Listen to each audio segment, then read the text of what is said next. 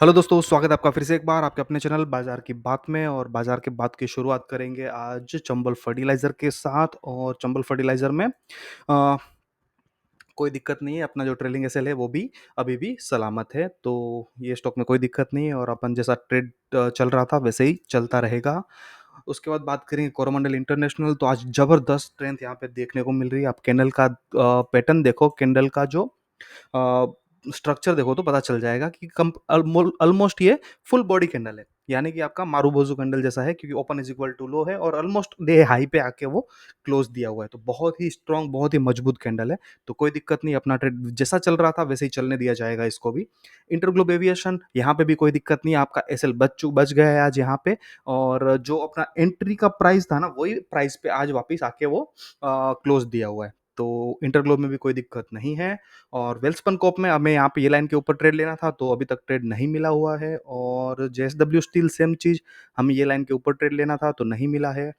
और बात करेंगे आईसीआईसीआई बैंक, तो यहाँ पे हल्का सा वीकनेस है, हल्का सा नहीं थोड़ा ज़्यादा ही वीकनेस है, पर अपना एसएल नहीं गया, कोई दिक्कत नहीं है, तो ये ट्रेड अभी भी अपना इंटेक्ट है। ये है नारायण हृदयालय, तो यहाँ पे भी आपको आपका एसएल बच गया है आज भी और हमारा ट्रेड अभी भी सलामत है। और अभी बात करेंगे तो कोटक महिंद्रा बैंक, तो कोटक महिंद्रा बैंक में भी आपका यहाँ पे कोई नया ट्रेड जनरेट नहीं हुआ है, एक बार का अपना एसएल हिट हो चुका था। और अभी ये चाहे तो किसी को भी, कोई चाहे तो भी कॉन्ट्रा ट्रेड यहाँ पे ले सकता है। और मुथूट फाइनेंस में कोई दिक्कत नहीं है, क्योंकि अपना ट्रेड ही नहीं आया हुआ है, आपने कोई ये लाइन के ऊपर ट्रेड लेना है। और बट आज का जो ये स्ट्रक्चर है, इस ये कैंडल का भी काफ़ी बेहतरीन है। Open is equal to low और फुल बॉडी कैंडल, और काफ़ी अच्छा मजबूत स्ट्रक्चर मेरे को यहाँ पे नज़र आ रहा है।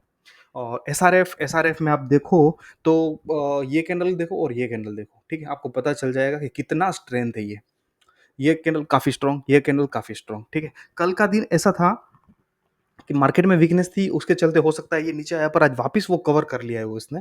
और आज का मार्केट बहुत वीक था, उसके बावजूद ये स्टॉक ने इतना अच्छा परफॉर्मेंस दिया हुआ है, ठीक है। तो आपका एसएल यहाँ पे अगर आप क्लोजिंग बेसिस पे नहीं रखते तो आपका एसएल हिट हो जाता और आपका ट्रेड यहाँ पे आपको यहाँ पे लॉस बुक कर लेना पड़ता। पर यहाँ पे क्या हुआ, आपने क्लोजिंग बेसिस पे रखा तो आपका स्टॉप लॉस तो काफ़ी दूर है और क्लोजिंग आ गया बहुत अच्छे रेट पे, ठीक है। तो जो आपके एंट्री से के ऑलमोस्ट सिमिलर 30-40 पॉइंट नीचे के क्लोज आया हुआ है। तो काफ़ी अच्छा ट्रेड बन चुका होता अगर आज भी किसी ने लिया हुआ हो तो, ठीक है। तो आपका ये ट्रेड बच गया है और आपका ट्रेड चलने दिया जाएगा, चलने देना चाहिए, ठीक है। और मनापुरम फाइनेंस, तो यहाँ पे ट्रेड जनरेट हुआ ही नहीं है, अपने को ये लाइन के ऊपर ट्रेड लेना था। और बात करें तो बजाज फाइनेंस, तो बजाज फाइनेंस में भी अभी भी आपका एसएल सेफ है, अभी भी आपका एसएल नहीं गया हुआ है, ठीक है। तो ये ट्रेड भी चालू है। और रेडिंगटन में आज ऐसा लग रहा था कि यहाँ पे आपको एक नया ट्रेड मिल जाएगा, वो चैनल का क्लोज दे देगा। पर बोल सकते हो कि अभी ऑल टाइम हाई का इसने क्लोज दे दिया हुआ है, ऑल टाइम हाई का इसने क्लोज दे दिया हुआ है, नया ऑल टाइम हाई बना दिया हुआ है, सब कुछ हो चुका है। और इतने वीक मार्केट में भी अगर इस तरह का परफॉर्मेंस है तो यहाँ पे ये ट्रेड मेरे ख्याल से ले लेना चाहिए। और अगर एसएल इतना अपना वो बेयर कर सकते हो तो ले लेना चाहिए, 240 के आजू बाजू का एसएल आएगा यहाँ पे, ठीक है। तो मैं रिकमेंड नहीं करूंगा, मैं कंफर्मेशन का वेट करूंगा, ठीक है। अगर फिर भी अगर कोई किसी को चाहिए तो ये ट्रेड ले सकता है। और जेके सीमेंट में आप देखो तो एक दो और तीन, 3 दिन ऐसे गए कि उसने अपना जो स्टॉप लॉस है उसको टच किया, पर क्लोजिंग उसके ऊपर दे दिया और अपना ट्रेड बच गया यहाँ पे। और आज काफ़ी आप ध्यान से देखोगे ना तो बहुत सारे स्टॉक्स में इस तरह का पैटर्न बना हुआ है, ये इस तरह की कैंडल बनी है, open is equal to low और मार्केट ऊपर क्लोज कर दिया, स्टॉक ऊपर ऊपर क्लोज कर दिया। मतलब क्या हुआ कि जो सुबह ओवरनाइट पैनिक जो सिचुएशन थी वॉर वाली, तो गैप डाउन ओपन हुए और पब्लिक के पास पता नहीं, पब्लिक में यानी कि डीआईआई यानी कि म्यूचुअल फंड वाले भैया लोग के पास इतना पैसा लेके बैठे हुए हैं कि मुझे लगता है जब जब भी मौका मिल रहा है वो माल उठा रहे हैं। और यहाँ पे भी सेम पैटर्न मेरे को नज़र आ रही है कैंडल को। फिर बात करेंगे भारतीय एयरटेल, तो भारतीय एयरटेल में भी अभी भी अपना एसएल सेफ है, सलामत है। आयशा मोटर यहाँ पे अपना एक टाइम का एसएल हिट हो चुका है और अभी तक नया कोई ट्रेड जनरेट नहीं हुआ है। बीएससी लिमिटेड आज हल्का सा, आज तो नहीं कल का ही वीकनेस है और उसके चलते आज थोड़ा साइडवेज लग रहा है मेरे को ये। चोलामंडलम है और यहाँ पे भी कोई ट्रेड जनरेट नहीं हुआ, हमें ये लाइन के ऊपर ट्रेड लेना है। और बजाज फिनसर्व, यहाँ पे भी कोई ट्रेड नहीं है, हमें ये लाइन के ऊपर ट्रेड लेना था। और एचडीएफसी बैंक, हमारे ये लाइन के ऊपर ट्रेड लेना था, हमें अभी तक कोई ट्रेड नहीं मिला हुआ है। अल्ट्राटेक सीमेंट, हमें ये लाइन के ऊपर ट्रेड लेना था, अभी ट्रेड नहीं मिला है। सेम चीज़ डिवीज़ लैब, हमें ये लाइन के ऊपर ट्रेड लेना था और ये ट्रेड अभी तक नहीं मिला है। पर आप ध्यान से देखो, मार्केट में थोड़ा-सा एक आपका ऑब्ज़र्वेशन है ना, वो थोड़ा-सा आपको ध्यान से ऑब्ज़र्वेशन शार्प होना चाहिए। आप देखोगे तो बहुत सारी कैंडल आपको ये इस तरह की पैटर्न में आज नज़र आ रही है, ठीक है? तो सीधी-सी बात है कि यहाँ पे नीचे मार्केट जाने की तैयार ही नहीं है। कोई भी अच्छे स्टॉक है ना, वो नीचे जाने के लिए तैयार ही नहीं है। जहाँ पे ओपन हुआ माल लोग माल उठाना स्टार्ट कर देते हैं, ठीक है? तो यहाँ पे भी लेकिन अपना ट्रेड नहीं है, अपने को ये लाइन के ऊपर ट्रेड लेना है। और मैक्स फाइनेंशियल सर्विसेज, यहाँ पे भी हमें ये लाइन के ऊपर ट्रेड लेना है, तो ट्रेड नहीं आया हुआ है। सोलर इंडस्ट्री सेम चीज़, हमें ये लाइन के ऊपर ट्रेड लेना है, तो हो सकता है शायद नेक्स्ट वीक में मिल जाए अगर सब कुछ सही रहा तो। ठीक है, पर आज का स्ट्रक्चर अच्छा है, आप यहाँ पे देखो तो ये बुलिश एंगल्फिंग कैंडल पैटर्न बन चुकी है। मेरिको में आप देखो तो अपना एंट्री तो हो चुका था जनरेट, और आज वापस यहाँ पे भी स्ट्रक्चर देखो आप, open is equal to low और कैंडल का पैटर्न समझने की कोशिश करो, तो हर एक जगह पे यही आपको वो दिखा रहा है मार्केट, कि मार्केट में वीकनेस आने की, मार्केट मतलब जो ग्लोबल इवेंट है या जियोपॉलिटिकल इवेंट है उसके चलते वीकनेस आ रही है मार्केट में। पर जितनी भी वीकनेस आ रही है, जितना भी सेल ऑफ आ रहा है ना, वो सारा का सारा कोई ना कोई खरीद ले रहा है। ठीक है, तो मार्केट में जितना माल मिल रहा है अवेलेबल, अच्छी चीजें जितनी सस्ती मिल रही है, कोई ना कोई माल उठा रहा है यहाँ पे, तो आपको ये ध्यान से देखना चाहिए और ये समझना चाहिए। तो ये बात हो गई कुछ स्टॉक्स की। और अभी क्रूड में वापस आपको जैसे 2 दिन से बोल रहे हैं कि यहाँ पे आपको स्विंग ट्रेड लेना है तो ले सकते हो, और आपको वो हिसाब से ट्रेड लेना है और चाहे तो बुक करना है। और निफ्टी, आज निफ्टी गैप डाउन के साथ ओपन हुआ, क्योंकि हमें रात को बहुत सारे इवेंट्स हो चुके मतलब वॉर रिलेटेड, तो उसके चलते गैप में के साथ ओपन हुआ था, और निफ्टी ने भी open is equal to low बनाया हुआ है। ठीक है, ये है इन्वर्टेड आपका, बोल सकते हो पिन बार कैंडल, थोड़ा सा वीक कैंडल हो सकता है, बोल सकते हैं इसको। बट फिर भी आज जहाँ पे ओपन हुआ ना, उसके नीचे नहीं गया है निफ्टी। और गोल्ड मिनी में भी, गोल्ड मिनी या कोई गोल्ड फ्यूचर की बात कर रहा हूँ मैं, तो ये साइडवेज जैसा लग रहा है, तो यहाँ पे कोई अ, खास है नहीं। और ये आप ध्यान से देखो तो यूएस डॉलर इंडेक्स स्लोली ऊपर जाने की कोशिश कर रहा है।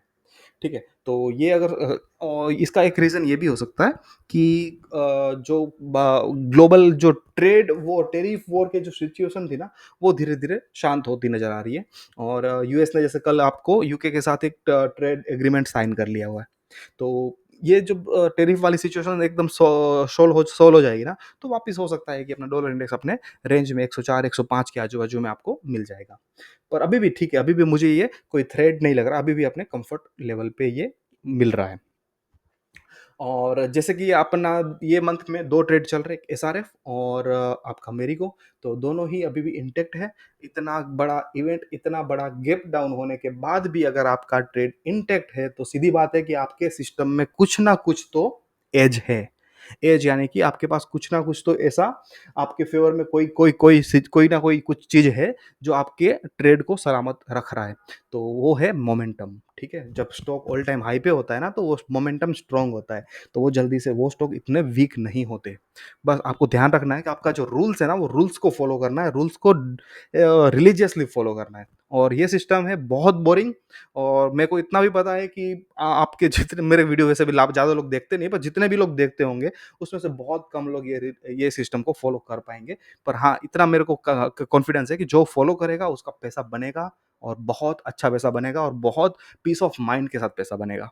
ठीक है, और एक छोटा-सा अनाउंसमेंट भी है कि नेक्स्ट वीक शायद 2 3-4 दिन वीडियो ना आए नहीं आएगा, पर आपका कोई भी एंट्री, एग्ज़िट या स्टॉप लॉस का कुछ इवेंट आएगा ना, तो मैं आपका यूट्यूब का जो अपना को पोस्ट है ना, मैं वहाँ पे पोस्ट मेंशन कर दूँगा, और पॉसिबल हुआ तो मैं छोटा-मोटा शॉर्ट्स भी बना के रख दूँगा। पर मान के चलो कि ये पोस्ट आएगा, वीडियो का पता नहीं, ठीक है? क्योंकि मैं 3-4 दिन के लिए यहाँ पे हूँ नहीं, और कुछ दिन के लिए मैं बाहर जा रहा हूँ, और पता नहीं वहाँ पे क्या सिचुएशन होगा, नेट होगा, नहीं होगा, वो सब कुछ दिक्कतें हैं। तो मिलेंगे एक 3-4 दिन के बाद शायद फ्रा थर्सडे या फ्राइडे से वीडियो वापस आना स्टार्ट हो जाएगा। तो आप अपने हिसाब से वो हिसाब से थोड़ा सँभल के रहो। बाकी स्टॉप लॉस का आपको पता है, स्टॉप लॉस मैंने यहाँ पे सब मेंशन कर रखा हुआ है, तो वो रिलीजियसली फ़ॉलो करो, और कुछ नया ट्रेड आया तो मैं बता दूँगा। और कुछ आज मार्केट मूवर्स की बात कर लेंगे, तो मार्केट मूवर्स में हैं केपीआर मिल, कल भी था, आज भी है, येस बैंक, यस बैंक में कुछ बड़ा-सा होने वाला है, कुछ बड़ा-सा होने वाला है, ठीक है? क्योंकि अगर ये वो जो जापान की बात चल रही है ना, जापान वाले अगर यहाँ पे ये बैंक को मतलब प्रमोटर चेंज हो जाएगा, तो ये बैंक का क्या बोलते हैं उसका नसीब चेंज हो जाएगा, ठीक है? फिर ये सुप्रीम पेट्रोकेम बहुत बढ़िया स्टॉक है, अच्छा स्टॉक है और यहाँ पे भी सा 7% के आजू-बाजू चला हुआ है, वेलस्पन लिविंग 6.5% चला हुआ है और लूज़र्स देखो कल ये ग्राइंडवेल गेनर में था, आज हो गया लूज़र्स, ठीक है? तो ये मार्केट ऐसा ही है, मार्केट आपको ऐसा टाइम मौका दे रहा है, आप बुक नहीं कर रहे हो, तो वापस दूसरे दिन आपसे हाथ से लेके जा रहा है। मतलब आपको ऑन पेपर पे प्रॉफिट दिखा रहा है और पेपर पे आपको लॉस भी करवा रहा है। सोनारा सॉफ्टवेयर साढ़े ऑलमोस्ट 7%, चोलामंडलम 6%, एमसीएक्स 5.5% डाउन है। 52 वीक हाई वाले स्टॉक केपीआर मिल है और रेडिंगटन है। जैसे आपको पता ही है अपने वॉच लिस्ट में रेडिंगटन है ही है, ठीक है? और 52 वीक लो वाले स्टॉक्स में जिंदाल सो है, राम आर के फौज ये आर के फौज कितने दिनों से आ रहा है। प्राज इंडस्ट्री ये भी अच्छा स्टॉक है, आज काफ़ी वीक हो रहा है और स्नाइडर इलेक्ट्रिक है और ऑल टाइम हाई में केपीआर मिल है और रेडिंगटन है। तो ये दोनों स्टॉक को भी मैं अपने वॉच लिस्ट में ऐड नहीं कर रहा हूँ क्योंकि अपने पास अभी ऑलरेडी 2 स्टॉक चल रहा है, 2 ट्रेड चल रहा है। इसके बाद कोई बढ़िया सा एफएनओ वाला कोई स्टॉक मिलेगा ना, तो वो उसको ऐड किया जाएगा। तो अभी के लिए आपके पास ये ऑलमोस्ट ये मई मंथ का 9 तारीख चल रहा है, ठीक है? मतलब आप मान के चलो कि आपके 5वाँ छठा दिन तो हो ही चुका है, बराबर? 20 दिन ट्रेडिंग डेज़ होते हैं, उसमें से 5वाँ छठा दिन है और आपके पास 2 ट्रेड अभी भी है और 2 ट्रेड अभी भी सलामत है। तो और अंत में एक डिस्क्लेमर डिस्क्लोजर कि यहाँ पे जो भी स्टॉक के बारे में मैंने बात किया है ना, वो सिर्फ़ और सिर्फ़ एजुकेशनल पर्पज़ के लिए है। तो आपका कोई भी ट्रेडिंग या इन्वेस्टमेंट डिसीजन हो, वो आप अपने फाइनेंशियल एडवाइज़र से कंसल्ट करने के बाद ही करें क्योंकि वो आपका रिस्क एपेटाइट काफ़ी अच्छे से समझते हैं, तो वो आपको काफ़ी अच्छे से गाइड कर सकते हैं। तो आज यहीं तक रखते हैं, फिर मिलेंगे नेक्स्ट वीक, तब तक के लिए थैंक यू, बाय बाय।